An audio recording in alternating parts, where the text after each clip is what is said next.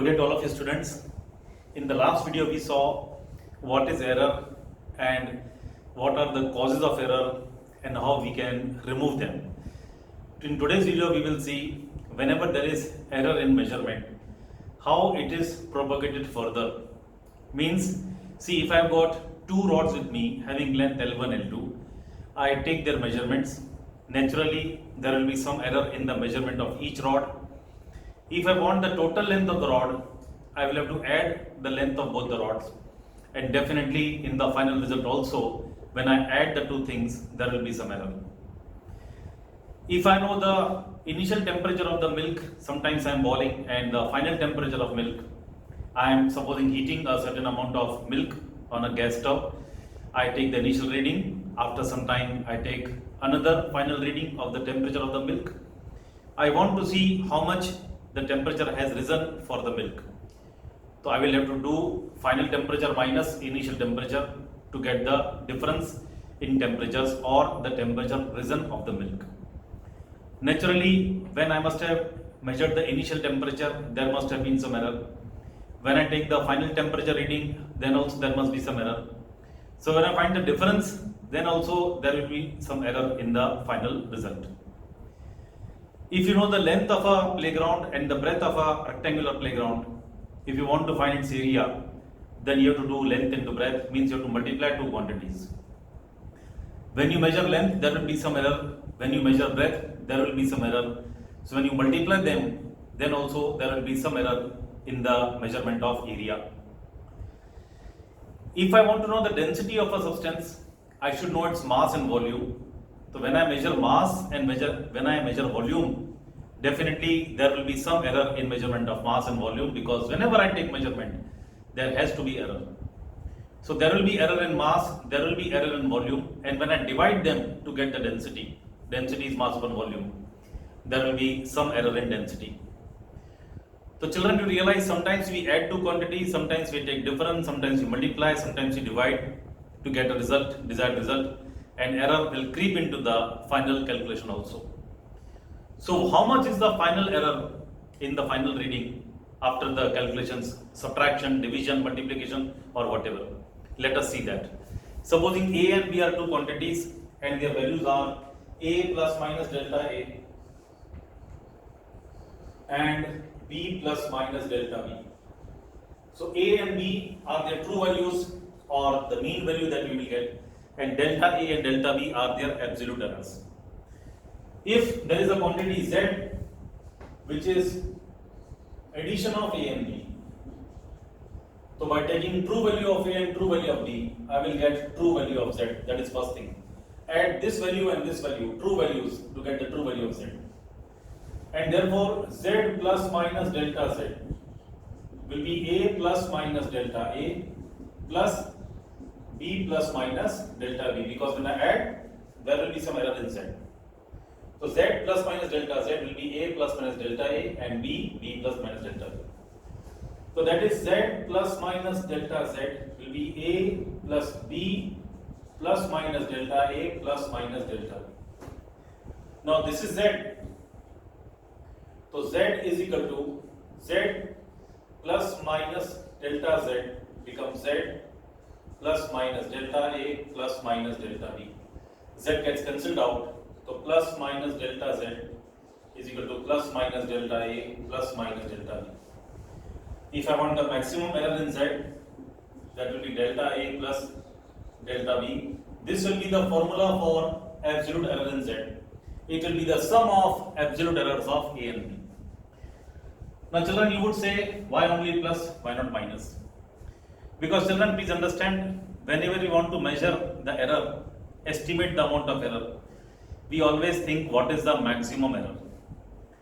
See children, when you write a question paper in an examination and come back home, so while coming back, you are calculating your marks. Supposing there is an essay of 10 marks, so you think you have written certain number of pages, and you think, okay, teacher will get maximum how many marks? So you always think, oh my God, I have written 3 pages, 4 pages, teacher will definitely give me 8 marks, she cannot give me less than 8 marks. So when you use that language, you are thinking how many maximum marks a teacher will cut. You don't think minimum marks that she will cut. So what do you think in your mind? अरे madam maximum तो she will cut 2 marks, 8 तो she will have to give me at least out of 10 because I've written so nice. You think in that language. So that means we are interested in knowing the maximum error, not the minimum error. And maximum error will be got when we add the two things. Therefore delta z is delta a plus delta b. If z is a minus b, supposing we subtract the two things, so z plus minus delta z will be a plus minus delta a minus b plus minus delta b. So z plus minus delta z is equal to a minus b, this minus b here, plus minus delta a, minus into plus minus, minus into minus plus delta b. Again z is a minus b, so this a minus b, z and z get cancelled out. So plus minus delta z is plus minus delta a minus plus delta b. Again if I want maximum error, delta z will be delta a plus delta b. So whether it is z equal to a plus b or a minus b, error in z, absolute error in z will be sum of absolute errors of a and b. Delta z will be delta a plus delta b, whether z is a minus b or z is a plus b, because we want maximum error. So we don't think of delta a minus delta b, that will be less. Maximum will be when we add both the quantities. Please understand. Similarly, if there is z equal to ab, if I multiply z equal to ab, so z plus minus delta z will be a plus minus delta a, b plus minus delta b.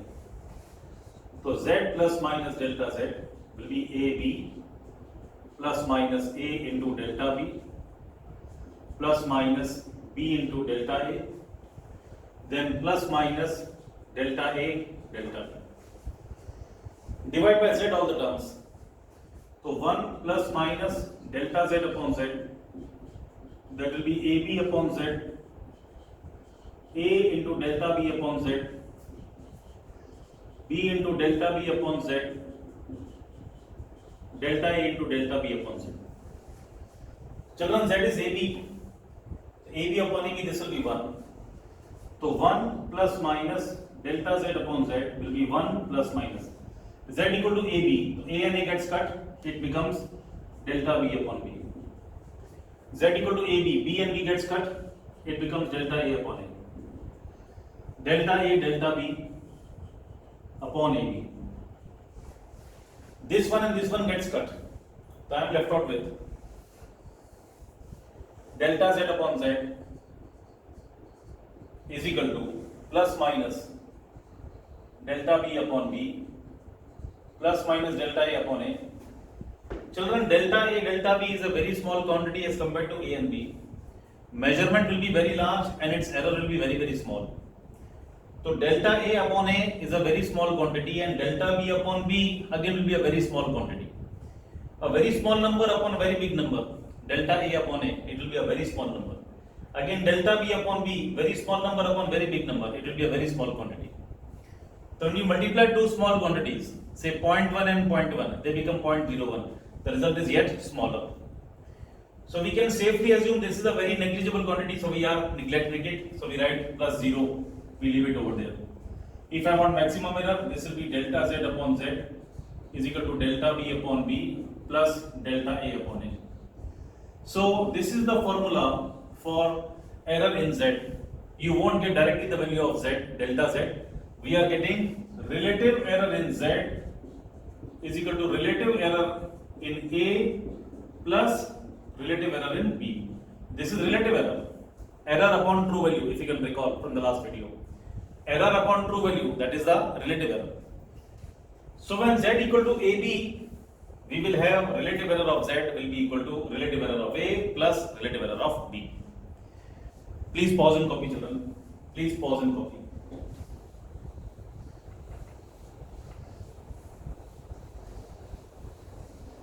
Supposing we want division now, like mass density equal to mass upon volume when we divide. So fourth now, z equal to a upon b.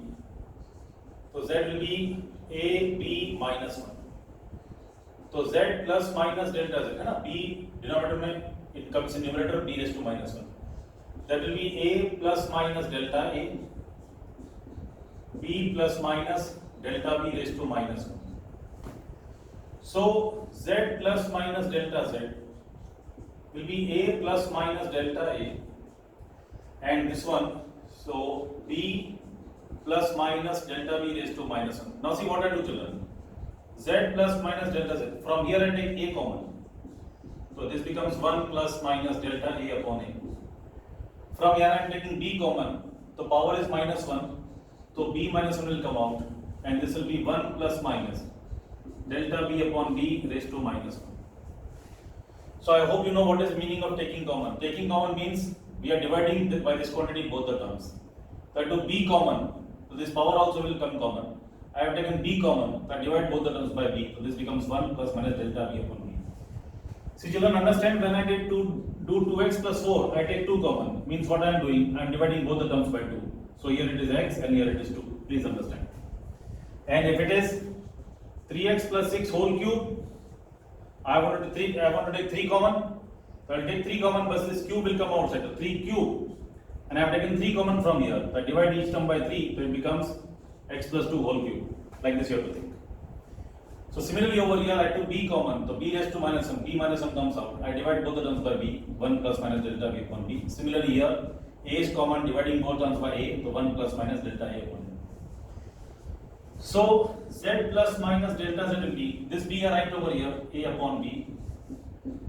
1 plus minus delta a upon a. 1 plus minus delta b upon b raised to minus 1. Now children, you should understand that when I taught you in rich course, 1 plus x raised to n will be 1 plus nx when this quantity is very small. X is very small as compared to 1, almost approaching 0. So this power will become coefficient of x, 1 plus nx. When x is very small, we say almost x is approaching 0. So 1 plus x raised to n will become 1 plus nx. So you can see over here, delta b upon b. Delta b is a very small number and b is a very large value. So this is almost 0. So this power will become coefficient of this. So I write like this. Z plus minus delta z is equal to a upon b. See, a upon b means z. This a upon b means z. So write z over here. 1 plus minus delta a upon a. And this minus comes over here. It becomes 1 minus plus delta b upon b. So z, I take common from here. It becomes 1 plus minus delta z upon z is equal to z into, multiply these two terms, 1 plus minus delta b upon delta b, then multiply this plus minus delta a upon a, plus minus, so plus minus delta a delta b upon ab. Z gets cancelled out from both the sides. 1 plus minus delta z upon z will be 1 plus minus delta b upon b, plus minus delta a upon a, plus minus very negligible quantity 0.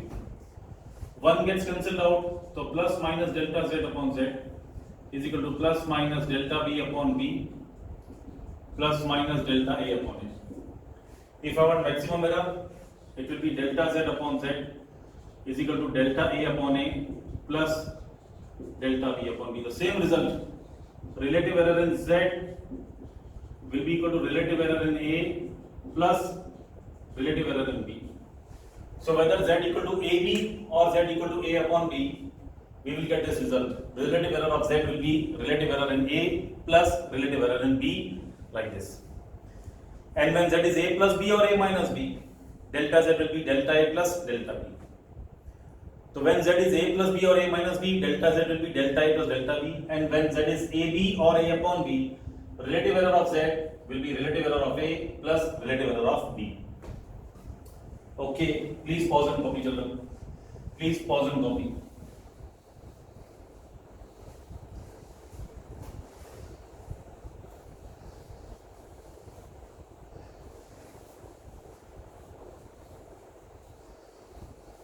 See children, supposing I have a thing like this, z equal to a square. So I can write z equal to a into a. So just like a into b, this is a, this is b. Z equal to ab, that means what? Delta z upon z will be delta a upon a plus delta a upon a. So you can see delta z upon z will be 2 times delta a upon a. Similarly, if you are having z equal to a square b cube, so z can be written as a b b b. So delta z upon z will be delta a upon a, delta a upon a, delta b upon b, delta b upon b, delta b upon b. Therefore, delta z upon z will become 2 times delta a upon a plus 3 times delta b upon b. So see children, here z was a square, so 2 times delta a upon a. A square b cube, so 2 times delta a upon a plus 3 times delta b upon b. So from here I can think, if z is equal to ap bq cr ds, then delta z upon z will be equal to p times delta a upon a plus q times delta b upon b plus r times delta c upon c plus s times delta d upon d. This is relative error, and if you want percentage error, we will multiply. Children, one important thing that you have to remember in this type of thing, the formula that I gave you now, this formula. When you want to apply this formula, the power formula for propagation of error, remember the percentage error has to be less than 5%. Means if A will be given to you, A will be given to you as true value and some error, B will be given to you as B plus minus delta B. If you find that delta A upon A into 100 is less than equal to 5% and delta B upon B into 100 is less than equal to 5%. If percentage error in A and B and all the quantities involved is less than 5%, only then you can go for this formula. Otherwise, what you have to do, we will take up in numericals and understand when there is power and the amount of error in A, B, C, D, whatever is more than 5%, then we don't take up this formula, we don't use this formula, we use some other formula. We will see when we come to it. But right now, all the 5 points of textbook, how error is propagated when we add, subtract, multiply, divide, or some quantities are present in power, how error is propagated in the result, that theory I gave you. In the next video, we will take up the numericals. Thank you children, God bless you, please make notes nicely. Thank you children.